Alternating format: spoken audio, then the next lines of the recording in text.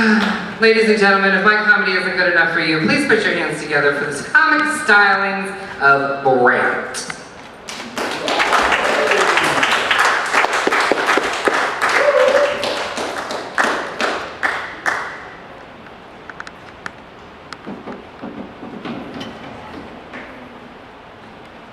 Hello.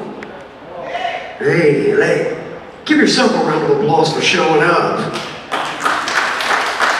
It's supposed to be a little rowdy tonight. I can't see nobody, so that's probably good. Does anybody else feel like they're on a really fucked up acid trip right now? Yes. Thank you. Hey, I enjoy it. It's been a while. Yeah, I really dig your guys' stuff, man. I'm not a big poet. Never claimed to be, never even tried to write poetry till tonight. I'll give that to you here in a minute.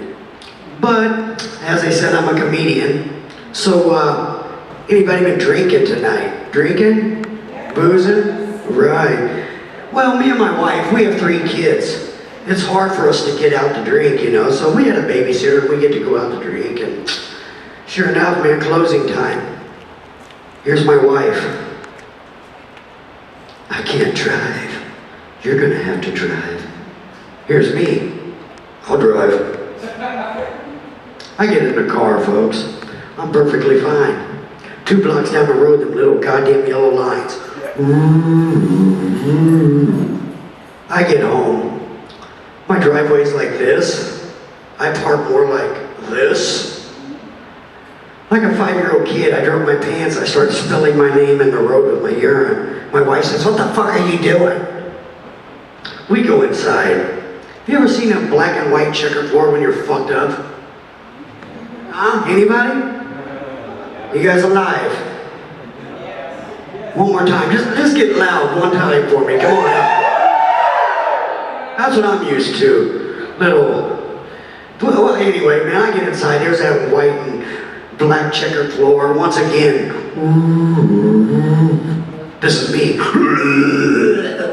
My wife's in our bedroom. She comes up to my aid. "Mike, are you okay?" I look like Swamp Thing because, folks, when I'm trying to get up, I stick my hand in my vomit. She comes into my aid. I'm like this. I look like Swamp Thing. Stuff dripping off of me. I'm like, "Go in there before you get sick." She takes my advice. Here she is. "Clean it up." This is me. With the shirt. I'll get it in the morning. I get in there to bed, folks. You know, puke all over me. I'm like, you know what? I'm gonna take a shower. Perfectly fine. Till I shut my eyes. All of a sudden, all I remember is head off the back of the toilet. Somewhere in the night, my wife wakes me up. Mike, where's my underwear? I come from a dead sleep. Check the ceiling fan. I think we're having a wild night. Apparently I was wrong. Go back to sleep.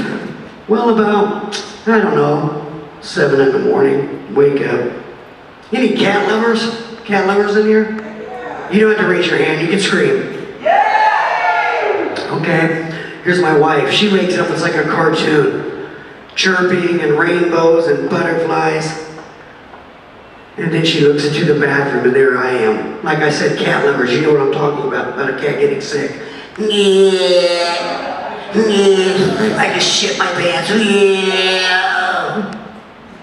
My friends, we still don't know where her underwear are. Thanks. Thank you. You guys can hear me? Is this good? Is there a pulse? It's all right. It's all right. Well, who's into sex? Who's into sex in this place? Man, woman, animals, whatever. Well, when I'm having sex, it sounds like this usually with the female, right? She's like, "Oh yeah, fuck me, Mike." Yeah, usually her voice ain't that deep. "Oh yeah, oh, give it to me." And it takes about that long, women, because sex with me is like a roller coaster ride. If she don't get off when I get off, she waits till the next one. My sex sounds are more like, I don't know, have anybody ever tight-roped? Neither have I. But I just assume it'd be like, oh, Son of a... I made it. Yeah, all good. All good. I love my wife dearly. Love her to death, but sometimes she makes me do things I really don't want to do. You know, like go to the store and get her maxi pads. I get to the store, the only thing I remember is her saying it's in a pink box. So I'm walking through the maxi pad aisle, every goddamn box in there's got pink or pink on it. The way the economy's going, $2.98 equate. That's how I'm going with it. I get them home. My wife's a 100-pound lady. She puts this thing on and comes out of the bathroom. What the fuck am I supposed to do with this? It goes from the middle of her back to her belly button. Cut it in half and you have two. My friends, it looks like I got her a size 16 Shaquille O'Neal odor eater. Which, ladies, not that bad of an idea. They absorb moisture, they absorb odor, and you can rewash them, rinse them out, reuse them.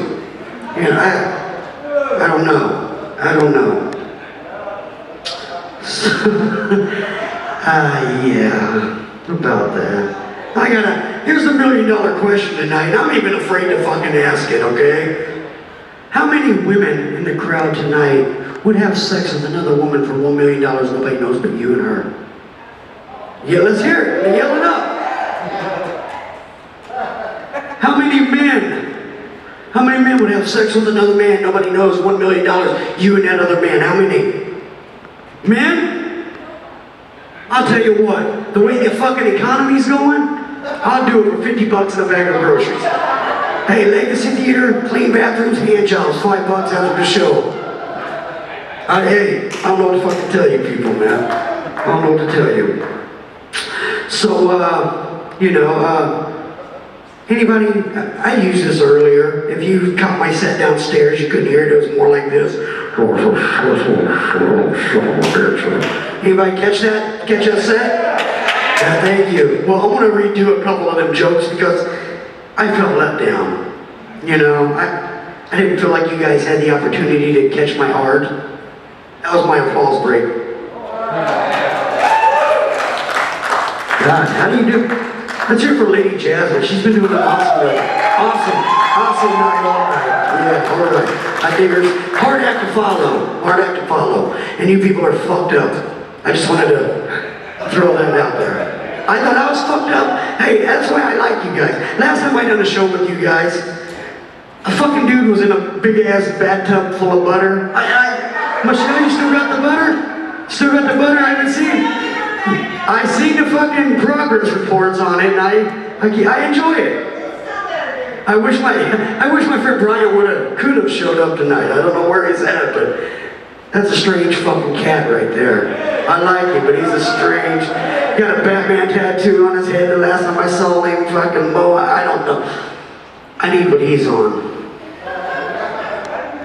I bought a motorcycle riders here, man. Can you believe when you get a fucking motorcycle with the battery, when you buy your battery, you gotta put your own LSD in it? Luckily for me, I had a vial of LSD. Cop, cover your ears. A beaker for it, a beaker for me. A beaker for it, a beaker for me. A beaker for me. A beaker for my eyeball, a beaker for it. I get on this bad boy, right? It sounds like that because it's a Honda Davidson. Okay. This bad boy kicks in reverse. My friends, motorcycles don't have reverse.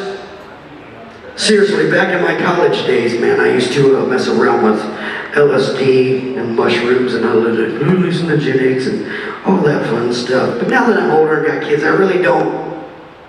I still mess around with LSD and mushrooms, but it's a low sodium diet and Morel. I don't know. And I got one thing to end this all for you. I mean, I'm having a good time over here, but I don't want to waste all your time, you know. Let some more poets and Miss Jasmine up here and do her thing and all that. So I took my hand at writing poetry. Maybe. Somewhere. Found it. My balls. I've had them my whole life. Discovered them at the age of 3. Sometimes I like trying to stretch it over my knee. I shaved them once and never again. Oh boy, they sure are sensitive. I wish women could share the joy that they give.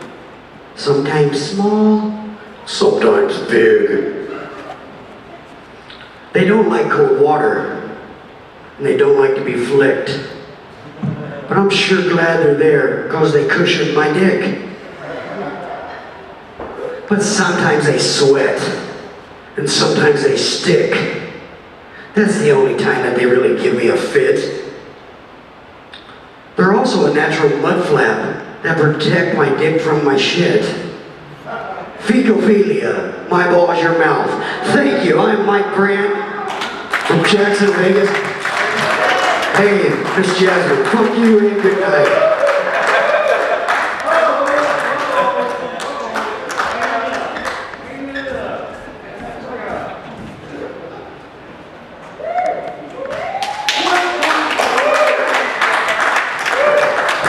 He said, what the hell's that? You never been to the night at the Apollo? I don't think so. You know what I'm talking about, don't you? You've been to the Apollo. He was the blackest man in the room.